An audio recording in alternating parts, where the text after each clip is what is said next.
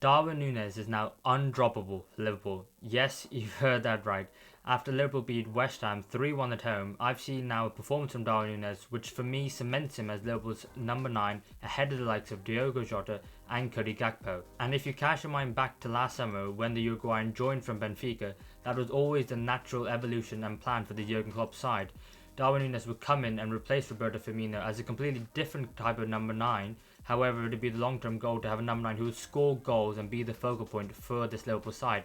And I now believe that only after 7 games this season in all competitions, I believe Nunez is now ready and should be starting week in, week out. Last season it didn't quite work out for Nunez, despite the fact that he had a quietly impressive season in which he played 42 matches in all competitions, scoring 15 goals and getting 4 assists. And in the league, that was actually 29 matches played, 9 goals and 3 assists. So, from 29 matches, 12 goal returns in the Premier League, that's not a bad output at all. However, Liverpool were really struggling for points towards the end of last season. And so you saw Jurgen Klopp mix up his tactics and decide to play Trent Alexander-Arnold inverted to create a 3-box-3 formation. And actually, Cody Gakpo was the number 9 who was preferred. So what, not only me, but what only has Jurgen Klopp seen in Darwin Nunez that meant that only 7 games into the season that he's been deciding number 9 so far, already displacing Cody Gakpo who started the season up front?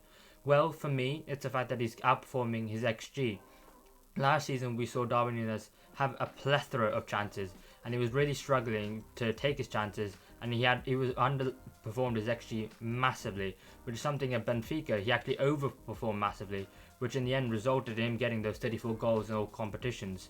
Well, so far this season in the league, that is, he's an XG of 2.66, and so far, as we know, he's got 3 goals, 2 against Newcastle and 1 against West Ham. And this is really encouraging because if he continues to outperform his XG throughout the season, then we can see Darwin Nunez get 20 plus goals so far in the season.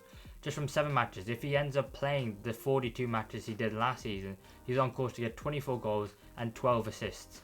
At the moment, he's averaging a goal or an assist every 53 minutes, which is an incredible output, which of course he is not going to sustain. But if he can get anywhere near that, he's going to be a phenomenal goal machine for Liverpool this season. And if you count into the fact that in the league so far, he's already missed 6 big chances, he could have had so many more already and be further up that goal scoring chart in the leaderboard. So for me, one thing, his goal return so far has been incredible. As we saw against that match against Newcastle, he came off the bench and completely helped the team out. I don't think there's another player in the Liverpool squad who was given those chances would have scored 2 out of 2. Because even if you think about it, it was on the right hand side. Maybe it's on the left side. Mo Salah would have converted those chances.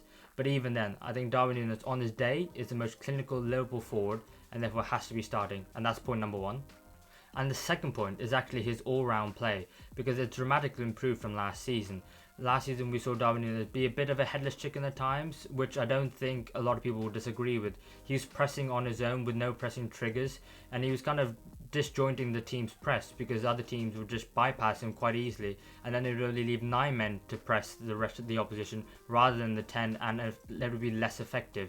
But we can see so far this season he's been pressing really well and actually been holding the ball up really well, as we can see for Liverpool's first goal against West Ham, which was the penalty from Mo Salah. And in the build up to that, Darwin Nunez holds up the ball really well, and then the ball eventually makes its way out to Diaz on the left hand side.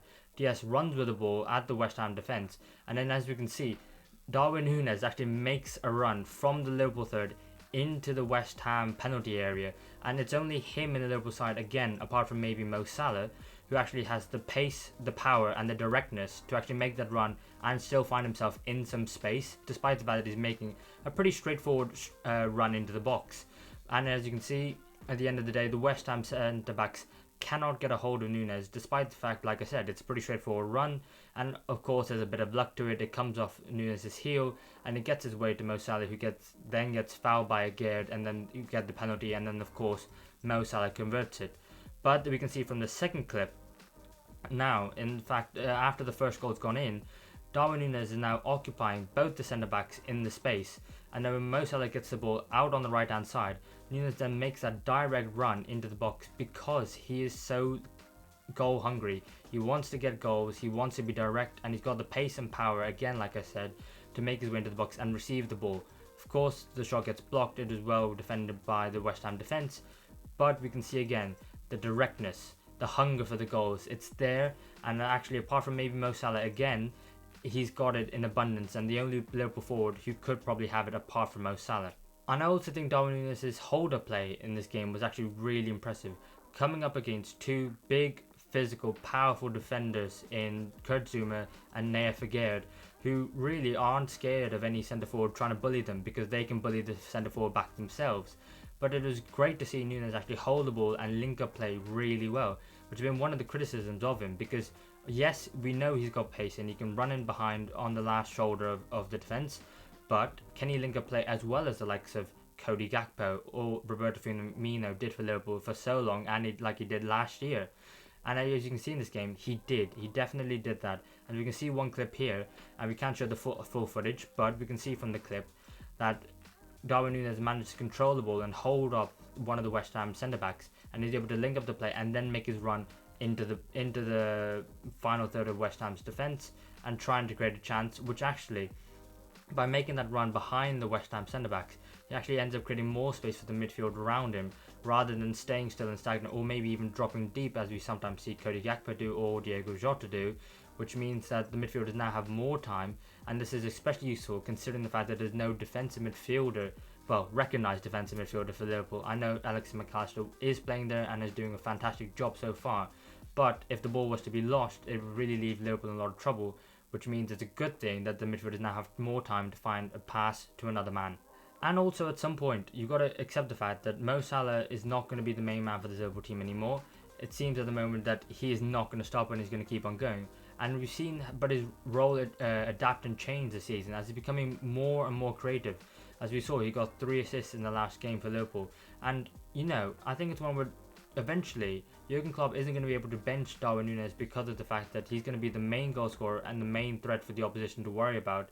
Mo Salah is at the moment, but there's going to be a time in the future which is going to be sad for Liverpool fans that he's not going to be the main man. So I think it's a bit like a bit of an analogy for Liverpool fans, like the Trent Alexander-Arnold versus Joe Gomez at right back situation, where Joe Gomez was always playing in the big games to be more defensively, and Trent Alexander-Arnold would come into the games against a lower opposition in which he had more of the ball to create more shot creating actions and create more chances for the side. However, at some point, Trent Alexander-Arnold had to be the starting right back for Liverpool because of the fact that if he's not playing, then that's a huge huge presence in that defense and midfield, who's going to create a lot of chances for the team, and you're going to lose a lot of creativity, and your attack isn't going to be as effective.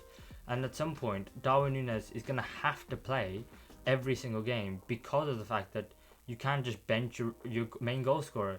Maybe you can if you're Man City and you can bench Haaland because you got Julian Alvarez, and maybe Liverpool are in a similar position to that where they could bench Darwin Nunez because they've got Diego Jota or Cody Gakpo. But I think Nunez is going to be so clinical and score so many goals that I think, for me, at this moment in time, Jurgen Klopp can bench him. You can rest him, of course he can. But for me, Darwin Nunez has to be the number 9 for Liverpool and is currently undroppable. Let me know what you guys think. If you've got Mo Salah on the right, you've got Darwin Nunez up front. Who should be on the left? For me, at the moment, it's Luis Diaz. But it's been a fantastic start from Liverpool so far. They find themselves second in the league. Are Liverpool title challengers? Maybe I'll answer that in another video.